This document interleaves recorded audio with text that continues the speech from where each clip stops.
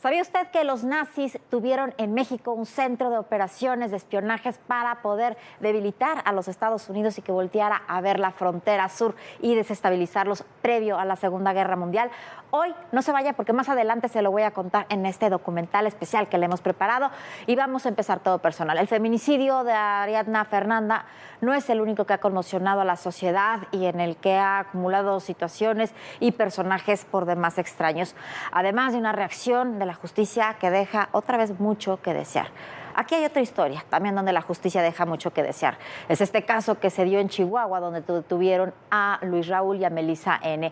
Iban en una camioneta robada y llevaban un arma. Cuando las fuerzas de seguridad revisaron la camioneta y encontraron el torso de una mujer que días antes había sido encontrada, sus extremidades. Resulta que esas extremidades correspondían al cuerpo de esa mujer. Aún no encuentran la cabeza, pero sí hallaron sus pertenencias y dentro de las pertenencias de la víctima estaba una prueba de embarazo positiva. El juez que tomó el caso no procesó a esa pareja por feminicidio, simplemente por robo y portación de armas. Esta es la historia. Es Melissa M. y Luis Raúl F., detenidos el pasado jueves 10 de noviembre a bordo de una camioneta tipo pick-up. En ella, las autoridades encontraron un arma y en la cajuela una caja de madera con el torso de una mujer. El dueño de la unidad reportó que le fue arrebatada a punta de pistola, por lo que llamó a la policía y comenzó la búsqueda. Este miércoles, un juez de control vinculó a proceso a los dos, pero solo por el delito de robo con violencia. La Fiscalía del Estado de Chihuahua solicitó una nueva orden de aprehensión y abrió una carpeta específicamente por el delito de feminicidio, debido a que en un análisis a los restos de la mujer indicaron que estuvo embarazada. Al realizar un cateo en el domicilio de los acusados, encontraron ropa ensangrentada de una mujer, zapatos, un hacha, un cúter, cabello y piel de la víctima, e incluso sus credenciales de identificación. El mismo día de la detención, trabajadores de una constructora localizaron restos humanos dentro de una maleta amarilla en un parque. Según las periciales de genética, coinciden con el torso que trasladaban Melissa y Luis Raúl. Mientras que en el caso de Ariadna Fernanda, el fiscal de Morelos, Uriel Carmona Gándara, compareció ante el Congreso local por la investigación de este feminicidio en la Ciudad de México. Reiteró que no tiene vínculos con quienes son señalados por el ilícito y les recordó a los diputados que el asesinato no ocurrió en la entidad y que el ilícito que indaga la institución a su cargo es el depósito del cuerpo en Tepoztlán. En Morelos se cometieron delitos. Es ilícito transportar el cuerpo de una víctima por las carreteras y los caminos de nuestro estado. Es ilícito y es reprochable y condenable que se abandonen en nuestro estado víctimas sin vida, privadas de la vida en otros estados. En tanto, vincularon a proceso a Pedro N., señalado por la Fiscalía Capitalina como la persona que manejaba el taxi desde el que se arrojó Lidia Gabriela en la alcaldía Iztapalapa. Es señalado por el delito de feminicidio con dolo eventual. Le fue impuesta prisión preventiva oficiosa, así como 4 meses de plazo para el cierre de la investigación complementaria. En verdad es una tragedia lo que está sucediendo con estas mujeres que son asesinadas todos los días. No es un número, no es una cifra, es una familia. Cada una de estas chavas tienen madre, padre o hijos a quienes mantener y con quien estar. Hay que recordar que hay muchas mujeres solas en este país que tienen que salir a la calle para sostener a sus familias y esas que están en la calle la mayor parte del tiempo son las más vulnerables. Son 10 mujeres las asesinadas todos los días en México, por lo menos, y son muy pocos los casos de estas mujeres, de estos crímenes que son catalogados como feminicidio. Y mientras tanto, uno de los principales institutos globales de estudios de la violencia hicieron un programa especial de conflictos de la Universidad de Uppsala. En ese programa que se hizo en Suecia se estimó que 29 asesinatos diarios es el costo de la expansión del cártel Jalisco Nueva Generación, que dice que ya tiene presencia en 28 estados de la República. La violencia generada por los grupos criminales en México no cesa, sobre todo la perpetrada por el cártel Jalisco Nueva Generación. De acuerdo con un estudio de la Universidad Sueca de Uppsala, en los últimos 9 meses más de 8,000 personas murieron a consecuencia de los actos sanguinarios y expansionistas del cártel liderado por Nemesio Oseguera el Mencho. El programa de investigación sueco estima que entre enero y septiembre de este año, el cártel Jalisco estuvo involucrado en varios conflictos que dejaron en promedio 29 muertos cada día. Los focos rojos se registran en Tijuana, Colima, Puebla, Morelia, Guanajuato, Zacatecas, Cancún, Acapulco y Salina Cruz. Según la investigación, las disputas por el control de plazas y rutas de tráfico de droga involucran a grupos como el Cártel de Santa Rosa de Lima, el Cártel Nueva Plaza, La Familia, el Cártel Independiente de Acapulco, Los Rojos, Los Zetas, el Cártel del Golfo, pero sobre todo, la mayor disputa es con el Cártel de Sinaloa, la cual se libera en 15 estados de la República, destacando Baja California y Zacatecas. Resalta que en los últimos años, la rivalidad entre grupos criminales se expandió más allá de las fronteras de México, particularmente a Colombia y Ecuador. El estudio sueco señala que la lucha contra cárteles unidos en Michoacán llama la atención por el uso de artefactos explosivos improvisados, narcotanques y drones. Además, señala que en la actualidad el cártel Jalisco y el de Sinaloa tienen presencia en 28 de los 32 estados del país. A diferencia de otros cárteles, el liderado por el Mencho ha mantenido durante mucho tiempo un crecimiento constante con pocas facciones disidentes. Sin embargo, la investigación identifica señales de que está perdiendo fuerza debido a la detención de integrantes clave y a las luchas internas. El proyecto del Departamento de Investigación para la Paz y Conflictos de la Universidad de Uppsala es considerado una de las mayores fuentes de información sobre violencia organizada en el mundo y su base de datos es considerada la más antigua en materia de guerras civiles. Para ADN 40, Fuerza Informativa Azteca. Y la noche del martes se registró una balacera en el centro de Querétaro. Agentes de la policía de Guanajuato abatieron a Santiago Quiroz Cermeño, alias Cermeño o El Chago, quien es identificado como jefe de plaza del cártel Jalisco Nueva Generación. De acuerdo con la Fiscalía de Querétaro, El Chago opuso resistencia durante este operativo donde se estaba dando cumplimiento a una orden de aprehensión en su contra. Bueno, y mientras que en Guanajuato continúa la violencia, el secretario de Seguridad Pública Estatal, Álvaro Cabeza de Vaca Pendini, confirmó que fueron localizadas 82 mantas solonas en 32 municipios que tenían escritos mensajes de advertencias de grupos criminales. Ante esta situación hay 2 personas ya detenidas y fueron detenidas en Celaya. Hay que ponerle un nombre, un rostro. ¡Te vamos a encontrar! ¡Te vamos a encontrar! ¿Y qué vienen? Todas las demandas internacionales. Una ciudad tan complicada como es la Ciudad de México. Ya llegamos a Aguililla, esta ciudad, la entrada a la Tierra Caliente.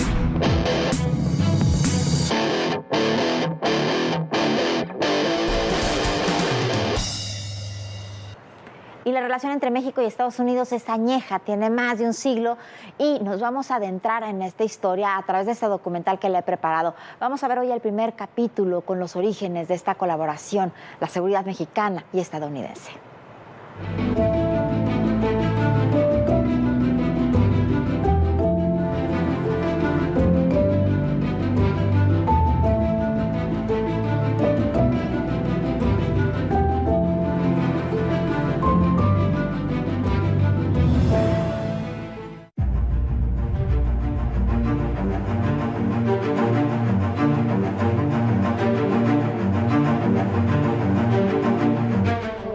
Viviendo una etapa difícil, compleja en la relación entre México y Estados Unidos, en muchos ámbitos, pero sobre todo en la seguridad común, regional y global. El narcotráfico, la epidemia de los opioides en la Unión Americana, que deja más de 100,000 muertos al año. La violencia en México, que ha superado con amplitud esos 100,000 muertos en lo que va del sexenio. La crisis migratoria con repercusiones en los 2 países. Las diferencias políticas entre la administración del presidente López Obrador y del presidente Joe Biden marcan la época. Siempre las hay, muchas cosas nuevas, pero otras tienen pasado e historia. Hoy vamos a iniciar una serie con los capítulos principales de la relación entre México y Estados Unidos en términos de seguridad. Una historia que transita por periodos de gran colaboración, con otros de enfrentamientos profundos.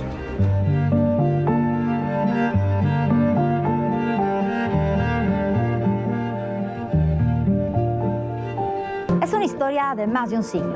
Y para iniciarlo debemos retrocedernos para el periodo que abarca entre la Primera y la Segunda Guerra Mundial. México en ese entonces está viviendo una revolución que lo deja en una situación muy precaria, con una nueva institucionalidad que apenas se está construyendo al fin de la revolución. Mientras tanto, Estados Unidos comienza a convertirse en una potencia mundial.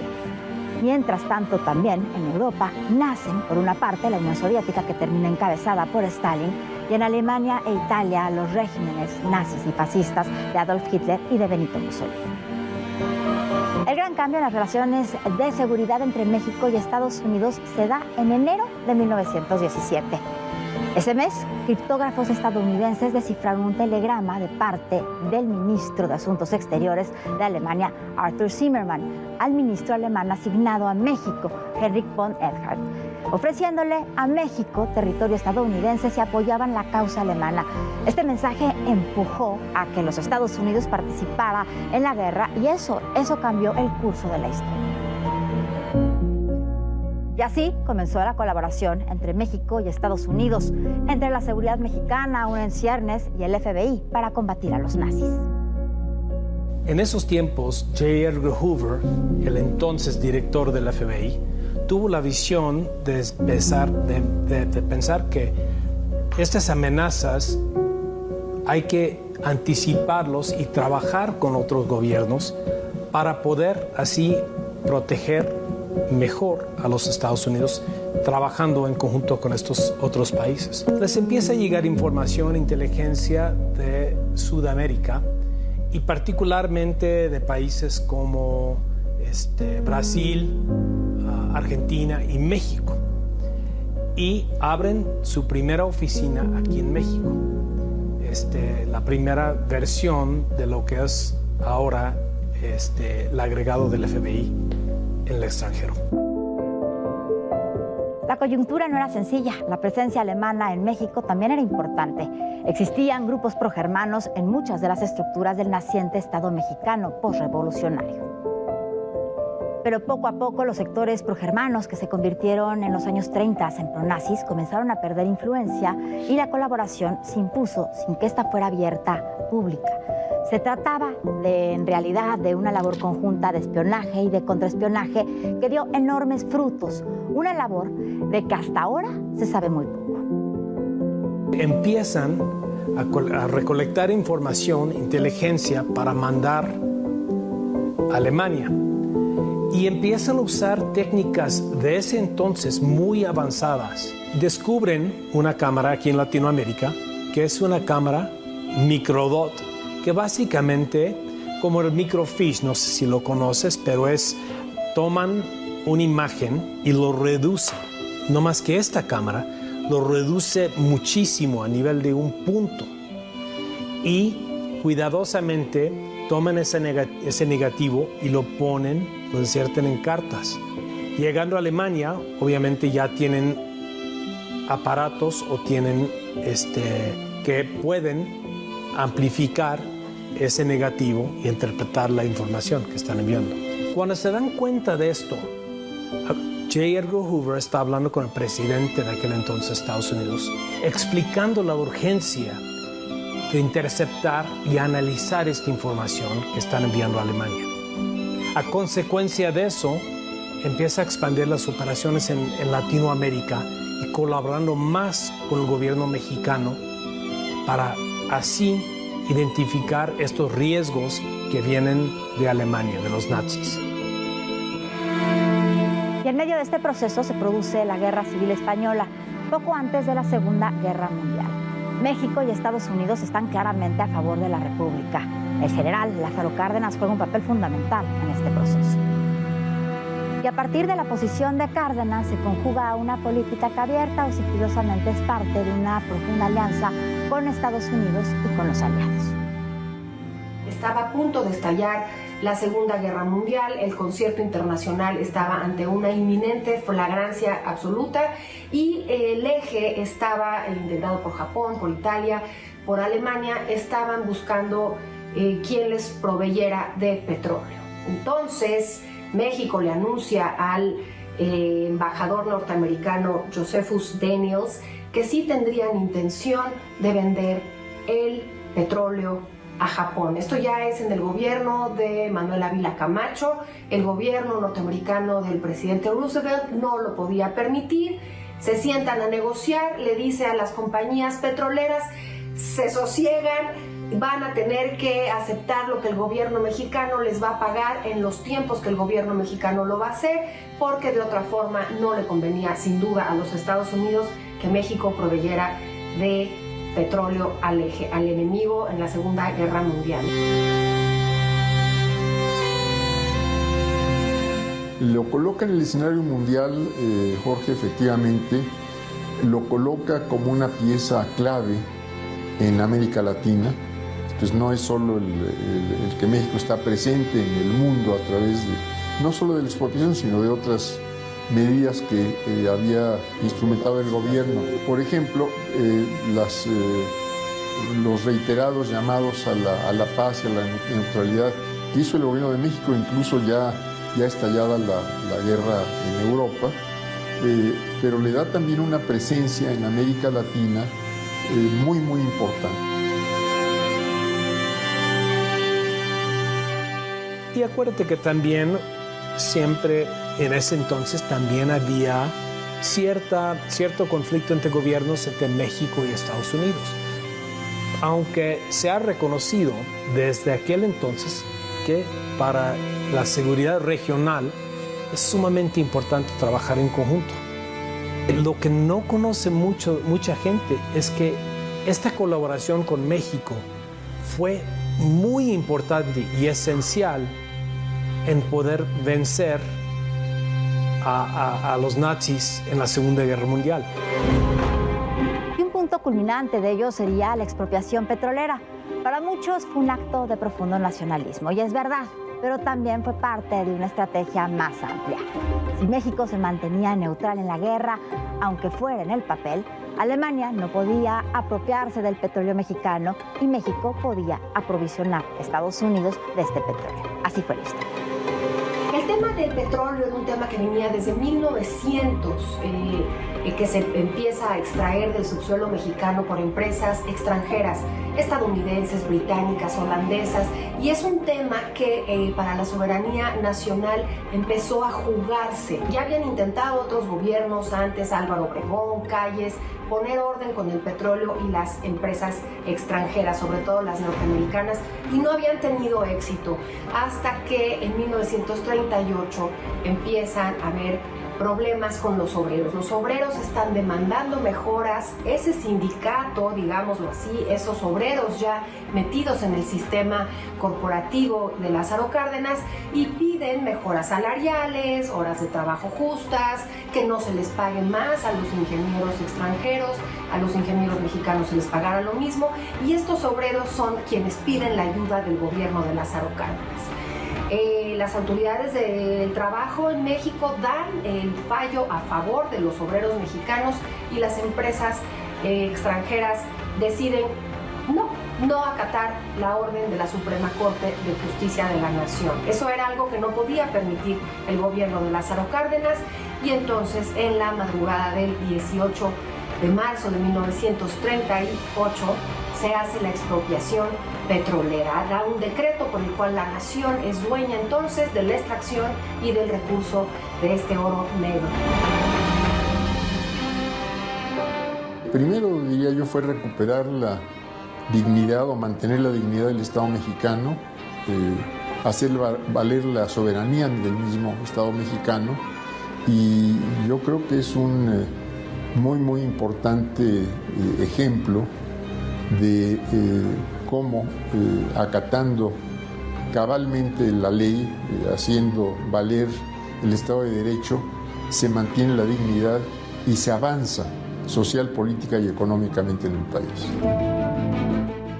Pero ya estábamos a las puertas de la Segunda Guerra Mundial, y la seguridad, el espionaje, la inteligencia y la contrainteligencia eran más importantes que nunca.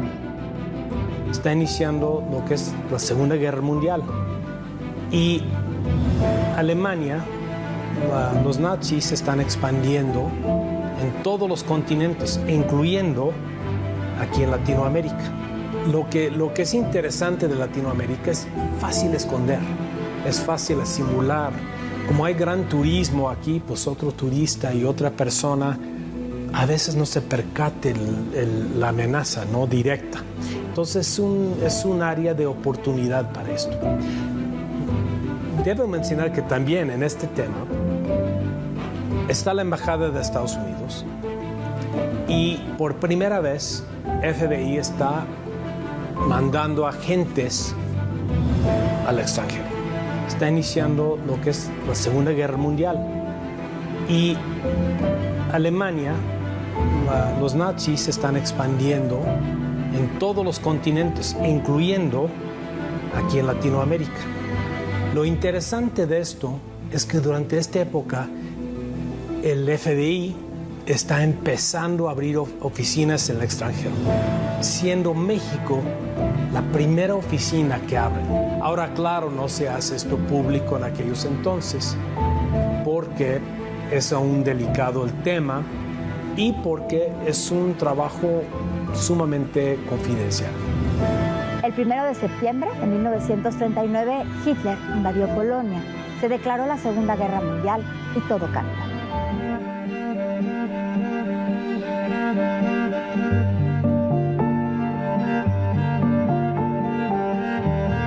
Esta historia continuará. Bueno, y justo en ese momento es cuando empieza a haber una serie importante de grupos de espías aquí en México para precisamente investigar lo que sucedía y desestabilizar Estados Unidos. Aquí estuvieron todos, pero eso se lo platicaremos el próximo viernes aquí en Todo Personal, en el segundo capítulo. También puedes seguir este serial en el YouTube de ADN 40. El QR se lo hemos mostrado en pantalla y también aparecerá en los próximos minutos.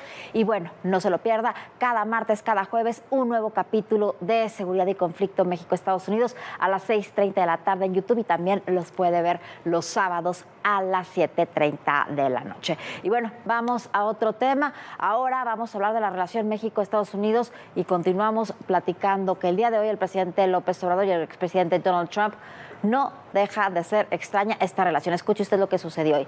Ayer el presidente anunció su candidatura para el 2024, a pesar de que dijo que uno de los principales enemigos de los Estados Unidos es la migración y que él la iba a combatir a como diera lugar.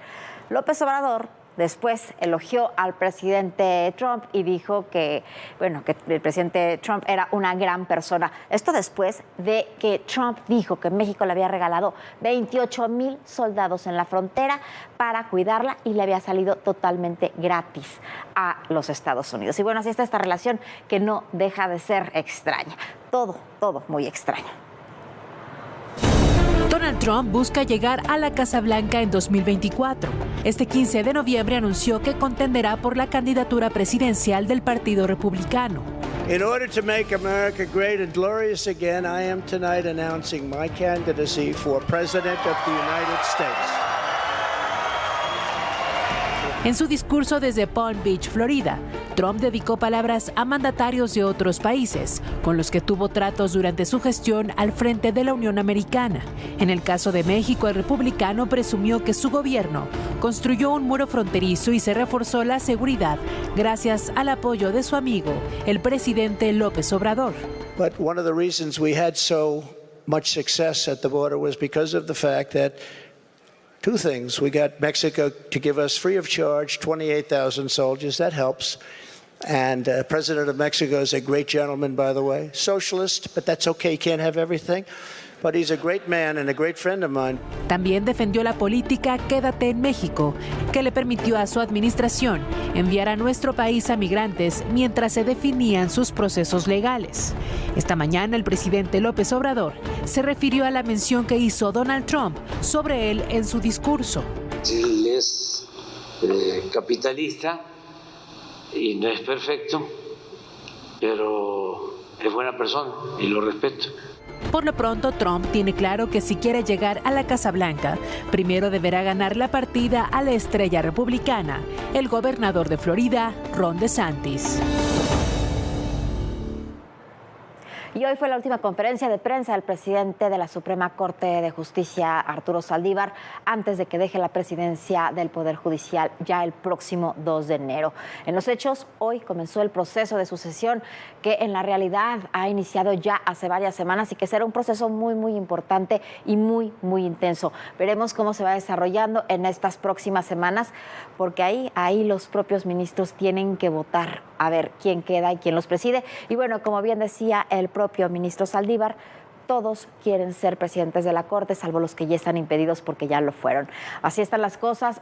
Se va Arturo Saldívar con una gestión realmente importante, sobre todo en el tema de las mujeres, la forma en que apoyó a las víctimas de feminicidio, a sus familias, y también la forma en que ha ayudado a las mujeres en el reclusorio para que puedan ser preliberadas cuando ya no necesitan estar ahí, que tengan abogados, que tengan sentencia.